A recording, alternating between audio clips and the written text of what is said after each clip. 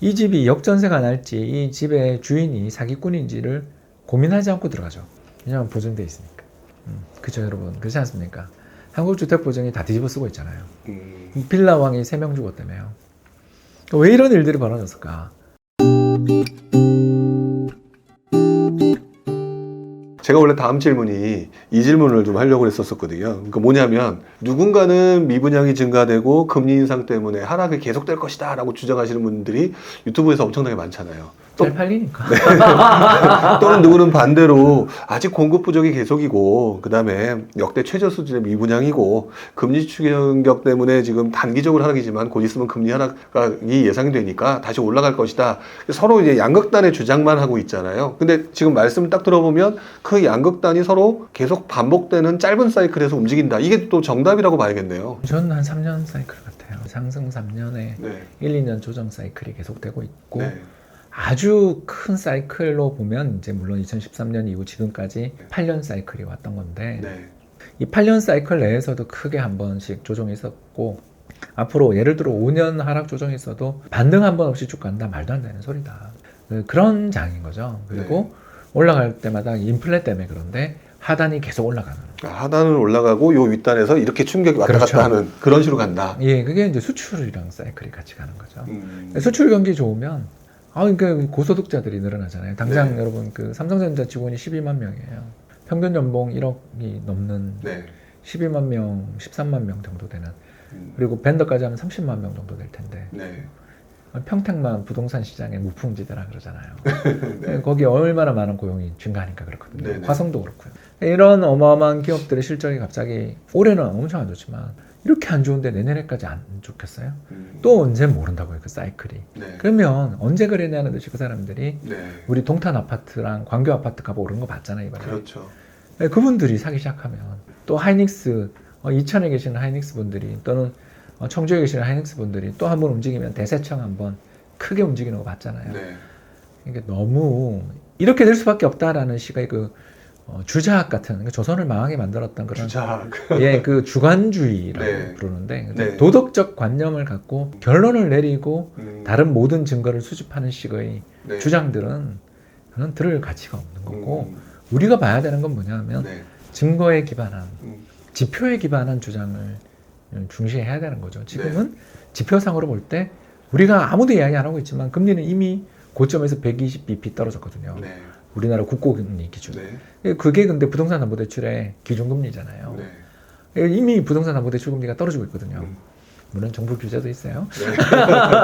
근데 그게 이제 내년 이맘때는 어떻게 될 거냐를 생각하면 지금보다 떨어진다라는 거예요. 그렇다면 주택가격의 하락이 영원히 지속될 수는 없는 거고 어느 순간인가 마무리될 텐데 그 마무리되는 순서가 아까 이야기했던 그 거대 단지, 전 국민이 아는 거대 단지부터 돌아서고 그 다음에 트로피 아파트들이 돌아설 거고 그 다음이 9억, 뭐 6억 이런 그 대출 규제에 있었던 단지들 돌아서고 그 다음이 빌라에 뭐 오피스텔의 도생이 이제 돌아서고 그 사이클들이 언제 올지는 모르지만 오래 올지는 저도 모르겠는데 2년 뒤를 생각하면 이 금리 여건에선 돌아설 것 같다라고 보는 거죠. 어떻게 보면 100%는 아니더라도 그 가능성은 2년 안에는 굉장히 높다. 왜냐하면 뭐 고점이 2021년 9월이었으니까 이미 벌써 빠진 지 1년 4개월이거든요.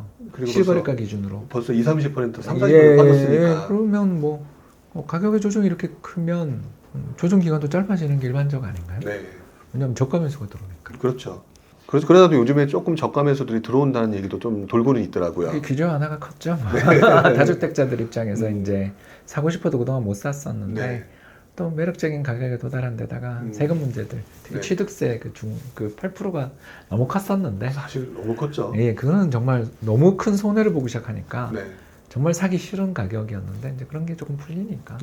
그러면 지금 작년에 전세 가격 상승 다들 예상했었잖아요. 저도 그렇게 봤죠. 6월까지만 해도. 그러니까 그런데 오히려 그 결과물은 역전세난과 월세 가격의 상승이었었거든요. 어떻게 보면 그 사이에 예상치 않았던 주요 변수 하나가 뭔가가 이 시장을 엉켜놓는 것 같다. 이렇게 봐야 될 것 같은데 지금 현재 어떤 지표상으로 봤을 때 올해죠. 이제 2023년, 24년의 전월세 가격 같은 경우는 어떻게 될 가능성이 높을까요? 월세 상승, 전세 가격 하락이 보이죠. 여전히 예, 월세 역사적인 충격이었던 것 같아요. 그 전세 입장에서 크게 세 가지 악재가 있었던 것 같은데, 네네. 뭐 가장 큰 건 금리 인상이죠. 그죠? 네. 금리 인상 앞에 뭐 대출 규제 뭐 이런 것들도 영향을 미치는 거니까. 금리가 이렇게 상승할 줄은 몰랐고, 근데 금리가 오를 때는 되게 빨리 오르는데, 네. 근데 내릴 땐 천천히 내릴 가능성이 높거든요. 네. 왜냐하면 이제 시장 금리는 더 떨어지겠지만, 네. 정부 정책 금리를 그렇게 공격적으로 지금 인하하기가 미국 눈치를 봐야 되기 때문에 쉽지 않다라는 게, 그러면 전세 담보 대출이 쉽지 않고, 이제 두 번째가 문재인 정부 후반에 왜 그렇게 버블이 심했나 생각하면 결국 그 보증보험이, 저는 전세 보증이 굉장히 컸다고 생각하거든요. 아, 보증보험. 예, 그러니까 보증이 들어가면 모든 시장은 망가집니다. 저는 그렇게 생각하거든요. 그러니까 아, 보증이라는 게 들어가는 순간 네. 그 시장의 구조는 망가지거든요. 왜냐하면 이 집이 역전세가 날지 이 집의 주인이 사기꾼인지를 고민하지 않고 들어가죠. 왜냐하면 보증돼 있으니까. 그죠, 여러분? 그렇지 않습니까? 한국 주택 보증이 다 뒤집어 쓰고 있잖아요. 빌라왕이 3명 죽었다며요. 왜 이런 일들이 벌어졌을까? 그 집주인의 신용도와 집주인의 능력을 고민하지 않고 전세를 들어도 되니까 네. 그런 일이 벌어진 거거든요. 마지막 세 번째가 임대차산법이 또 네. 전세가 앞으로 계속 오를 거라는 기대를 강하게 만들면서 네. 역전세가 발생하는 과정들을 만들었던 거잖아요. 네. 근데 이제 이 세 가지가 다 지금 터졌죠. 첫 번째, 금리 상승하기 시작했죠. 두 번째, 2021년 8월부터, 그때가 부동산 고점이 9월이잖아요. 네네. 8월부터 뭐가 있었냐면 전세 대출 규제가 시작됐거든요. 그리고 맞아요. 9억 이상 전세에 대해서 보증 안 해주기 시작했어요. 그게 고점이에요. 그러니까 문재인 정부가 고점을 만들고 나왔어요.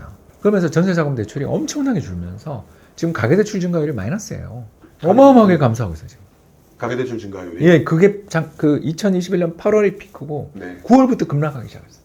그래서 1년 반 동안 지금 1년 4개월 동안 빠지고 있어요. 그게 지금 집값 하락의 가장 큰, 그 금리도 있지만. 네네. 이제 세 번째가 이걸 거치면서 역전세 벌어지고 경매가 가고 뭐 보증보험한테 돈을 돌려받는다 하더라도 이게 뭐 시간도 엄청 오래 걸리고 힘들잖아요. 네. 이 과정에서 전세라는 게 되게 위험하구나. 옛날에 저희는 다 알고 있었죠, 저희도. 네. 전세 함부로 들어가는 거 아니라는 거 알고 있었잖아요. 네. 자칫하면 경매로 사야 된다. 조심해야 된다. 선수는 있을 수 있다. 굉장히 항상 그래서 등기 치는 걸 그렇게 중시하겠잖아요. 네네. 그거 등기가 아니고 저기 뭡니까? 입주. 동사무소 가는 걸 아무튼 확정일자 받고. 확정일자 받는 걸 그렇게 중시하던 시절이 있었어요. 전세세가 너무 많아가지고. 그러던 시기에서 지금은 너무 사람들이 죄송합니다. 부패했죠. 어떤 건전한 집주인과 이 집주인의 능력에 대한 검증 하나 없이 그냥 아무 고민 없이 전세를 들어가게 이제 터지고 있잖아요. 네. 그러면서 전세가 이제 안전하지 않다라는 걸 느끼게 되면서 전세에 대한 기피 현상이 생기는 거죠. 그리고 우리가 다 알지만 전세로 살다 집값 빠질 때 그때 사면 된다는 말이 얼마나 호구인지 이제 느끼시잖아요. 그렇죠. 집주인이 전세 자금을 돌려주지 못해요. 엄청나게 긴 시간이 걸리고 경매로 싸워야 될 수도 있다는 걸 이제 다 알게 됐잖아요. 네. 그래서 월세로 살아야 불황에 집을 살 수 있어요. 이제 그걸 알게 됐잖아요. 그래서 월세에 대한 수요는 생기는 거죠. 네. 이런 여러 가지 좀 측면에서 저는 전세는 쉽지 않다, 앞으로도. 이렇게 금리가 옛날처럼 다시 막 1%대 가고 그러면 뭐 또 모르겠는데, 네. 적어도 윤석열 정부가, 문재인 정부가 앞에서 그러는 그 과정을 다 봤는데, 네. 설마 전세 대출에 대해서 그렇게 정부가 대출을 막 촉진시키고 보증을 해주고 하는 그런 걸 윤석열 정부가 앞으로 4년간 할까? 전 그 사람 안 할 거라고 믿고 싶거든요. 앞에서 그 큰 고생을 하는 걸 봤는데, 네네. 자기 지금 집권 초반을 부동산 시장 대책으로 좀 보내게 된 걸 봤는데, 네. 다시 풀어주지 않을 거다. 그렇게 생각하면 앞으로 월세가 일반화되지 않겠나 생각합니다. 알겠습니다. 자, 제가 뭐 대표님 그 책이라든지 이런 것들 되게 많이 보고 있어요. 그런데 그때 제가 그 대표님께서 말씀하셨던 것 중에서 굉장히 저가 공감을 했던 부분 중에 하나가 시장 방향과 타이밍을 두 개를 동시에 노리면 안 된다라는 표현을 쓰셨던 거를 제가 보고 그냥 저 혼자 그렇지라고 이렇게 했던 기억이 나는 것 같아요. 시장 방향과 투자 타이밍 두 개를 동시에 놓이면 안 된다. 이 부분에 대해서 조금 가지고 계신 의견에 대해서 조금 자세하게 좀 소개를 부탁을 드릴게요.